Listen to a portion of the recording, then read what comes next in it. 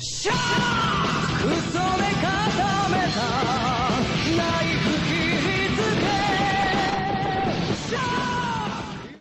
up, ladies and gentlemen? Nate here from Out of the Basement, bringing you a brand new figure review. Today we are looking at the Marvel Select Beast from Diamond Select.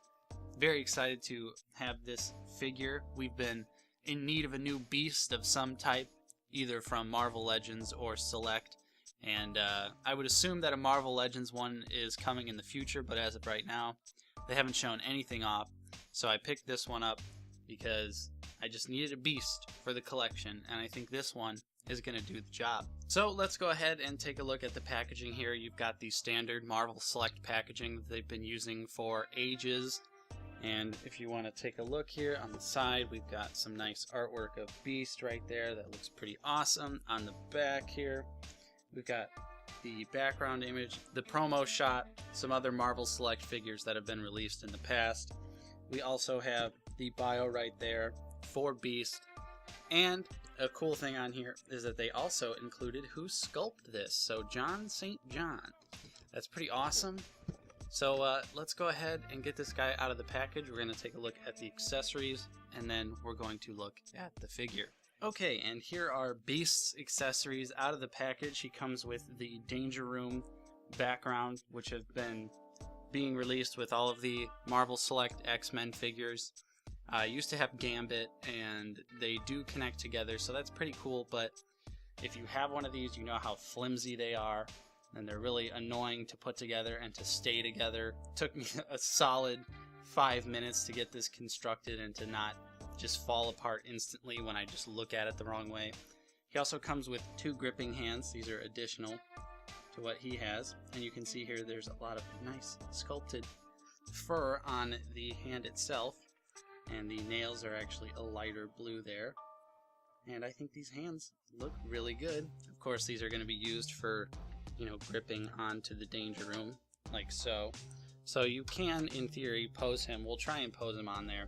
I don't know how well it's going to work with how flimsy these are and how heavy Beast seems to be. And then same thing with the other hand.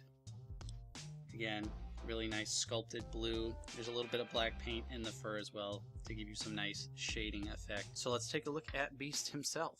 Alright, and here is Beast out of the packaging, looking like a total beast? No. This figure does look really awesome though. The sculpt, I think, is absolutely incredible. I really enjoy the nice details. I really like the face. I've seen some other people online saying that the face was a little bit mad to them, but I don't mind the shouting, sort of angry Beast, even though, you know, typically he is more of a calm character and only is really angry when he needs to be. But I don't know, there's just something about the way this Beast looks. I'm really digging it. So if we take a closer look at the figure here, you can see that he has really nice blue and black paint all throughout the body, and he is a pointy boy. Even his hair is pointy. Damn. Shit hurts. But you can see throughout the figure that he has nice bits of shading of blue and black all throughout the figure, like along the chest here. Really gives nice accents to the figure, and the sculpted fur looks really nice as well. The expression on his face too. Really like that. I really like the head sculpt. Kind of almost looks like werewolfy to me in a way. I don't know, it looks pretty awesome though. On the back of the figure too, you just get more of that blue and black shading throughout the figure. The trunks look pretty good as well. Nice clean paint. You can see a little bit of scuffing right there on the belt, but otherwise I think it looks pretty clean. Nothing to complain about really for the paint job. There's really not a whole lot of paint variation going on with the figure, and again, you can see his hands. These are his normal open hands, and he's got the lighter blue fingertips as well, and these are also super pointy. I was trying to take them out of the package and I was stabbing the crap out of myself. So yeah, these look really good. Really awesome. Down here to his feet, again, you can see the nice difference of the paint, the blue toenails. So yeah, I think he looks really good. Lots of awesome detail on here. He is pretty freaking huge too, which I know Beast is normally more of a stockier, shorter well, not necessarily shorter, but he's always crouched over. You know, he's always in a crouched position. So you can't really ever get like a real estimate on how tall he is. But I think that when you have him crouched over like this, like, that looks awesome. Honestly, that looks so sick. Of course, if I could get him to stand up, that'd be even better. But hey, I kind of do wish that they would have included an extra head with him, you know, with a relaxed face with glasses on, just because we always see beasts like that too. And normally Diamond Select usually does come with a ton more accessories, but we just got the alternate hands this time, so really do wish we could have got an alternate head, but I'm not like, you know, super upset about it. I do like this head a lot. Okay, in terms of articulation here, Beast can look up pretty far. He's got a nice head joint on him, looks down decent. Get all that range of motion in there, so you're going to be able to get a lot of nice dynamic posing out of his head. And the shoulders are pretty stiff. He's fresh out of the package, but I'm sure if you wanted to just heat him up a little bit, you'd get more range of motion out of him. Although, I don't know, it could also be blocked. But this arm doesn't want to raise up that far, but this arm raises up a decent amount, so you can get an idea of what you're looking at. And again, the arms do move back and forth, but you do have a little bit of trouble just because there's a little bit of a notch right there. He does have bicep swivel as well. Single jointed elbows, which is pretty disappointing, but you do get the 90 degrees out of it. So, could be worse.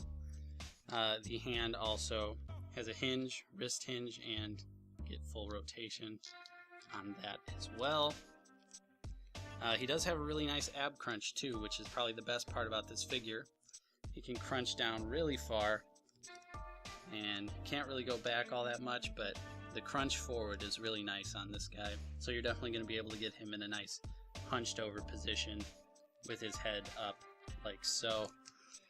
He does have those awful hips that typically look pretty bad and are annoying, but I feel like Beast honestly doesn't look too bad. But again, you won't get a whole lot of range of motion out of these hips. You get, you know, just a little bit there. You can just kick forward just a little bit, and you can move his legs out like about that far if you would like to see him do the splits. He does have a thigh cut, which ooh, nice and stiff there. But yeah, that works just fine. Double jointed knees that work as they are intended, so that's good. And, you know, the thing that everyone always complains about Marvel Select figures, he does actually have ankle pivot, which is great. It's about time Marvel Select got on that boat.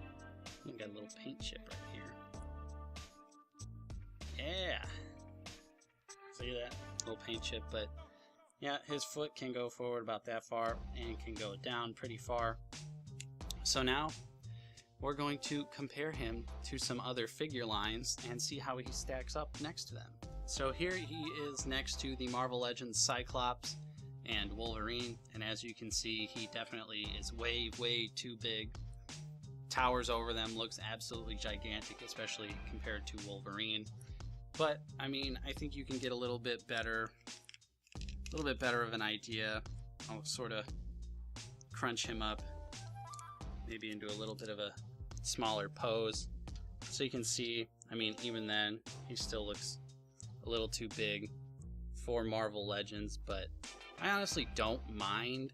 I'm not like a crazy scale guy, so if he's pretty massive, I mean, it's whatever to me. I think he's a beast. He's supposed to be big. I could see some people turned off by how much larger he is than the Marvel Legends figures.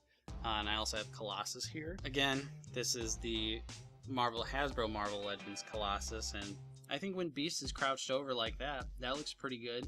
About the same height difference that you would see, I feel like, in the comic books, where Colossus is usually just about a head taller. And finally, the Mezco 1/12 brown suit Wolverine here, which I think that this probably looks the best in terms of height. Wolverine is a little bit shorter than Beast when Beast is crouched over, so I definitely think that if you've got Mezco toys, if you got the Mezco X-Men, he's going to fit right in. He's going to look really good, but then again, I'm not a crazy scale guy, so I'm going to put him next to my Marvel Legends, and not complain about it because I don't really care that much. But yeah, if you're crazy about scale, I would say it doesn't really fit with Marvel Legends. Okay, and just kidding, Wolverine was not the final one we're going to look at. I don't have any X-Men Selects anymore. I got rid of most of them to favor the Marvel Legends figures, but I do have a Marvel Select Venom. So we'll just place that guy right there. And there's the crouched look. You can see there. I think that looks pretty awesome. Let's stand Beast up. They look to be about the same height, which I think Venom is supposed to be bigger, but again, I don't mind. I'm not really going to be posing him next to Venom because what sense would that make? You know, I could see some people seeing this Beast as being too big. And so let's try and stand him on the Danger Room piece. Again, just to give it a shot. I'm sure it's going to fall apart the moment that I put him on here. We're going to pop his wrists off. Ooh, got some nice blue paint on my hand. And this honestly hurts. The damn fingers. Okay, so we got that hand on. And pop the other hand off. Okay, so now we've got the gripping hands on Beast. Those were a little difficult. I'm a little out of breath now. I already feel like this is not going to work at all. He's just way too heavy. He's such a massive figure.